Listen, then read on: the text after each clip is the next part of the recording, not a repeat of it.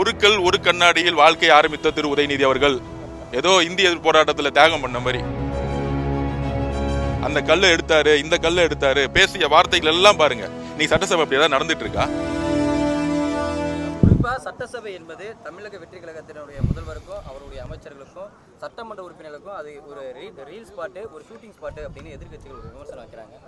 அதாவது போன ஆட்சியில சட்டமன்றம் எப்படி நடந்துருச்சு பாத்திரீங்களா? பழைய முன்னாள் அமைச்சராக இருந்த திரு மூர்த்தியா இருக்கட்டும், நாசர் அவர்களாகட்டும், எப்படி பேசுவாங்க தெரியுமா?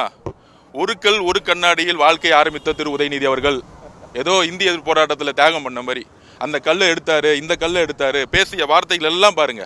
நீ சட்டசபை அப்படி ஏதாவது நடந்துட்டு இருக்கா? முதலமைச்சரை பத்தி இப்போ ஏதாச்சும் புகழ்ந்து 10 நிமிஷம் பேசிட்டு இருக்கோமா? ஸ்ட்ரெயிட்டா சப்ஜெக்ட் போயிட்டு இருக்கோம். மக்களோட பிரச்சனையை பத்தி பேசிட்டு இருக்கோம். எப்படி சட்டசபை 5 வருஷம் நடத்தினாங்க, இந்த 4 நாட்கள் எப்படி நடந்துச்சுன்னு பாருங்க. ஜனநாயகப்படி, நேர்மையாக, மரபுப்படி பக்காவா நடந்துச்சு. ஸோ அதனால நீங்கள் பார்ப்பீங்க, அவங்கள பொறுத்த வரைக்கும் அண்டர்ஸ்டிமேட், இவங்கெல்லாம் புதியவர்கள், என்ன இவங்க பேசுவாங்க தான் வந்தாங்க. நாங்கள் அவங்க எழுப்பிய ஒவ்வொரு கேள்விக்கும் கரெக்டாக என்ன மரபோ, என்ன ஜனநாயகமோ, என்ன ஸ்கீம்ஸோ, மேகதாது பிரச்சனைனா உடனடியாக நாங்கள் கரெக்டாக பதில் கொடுத்தோம். ஸோ இந்த மாதிரி ஜனநாயகப்படி சட்டசபை நடந்துட்டு இருக்கு. அது வழியில் நாங்கள் எப்பொழுதும் சொல்லுவோம்.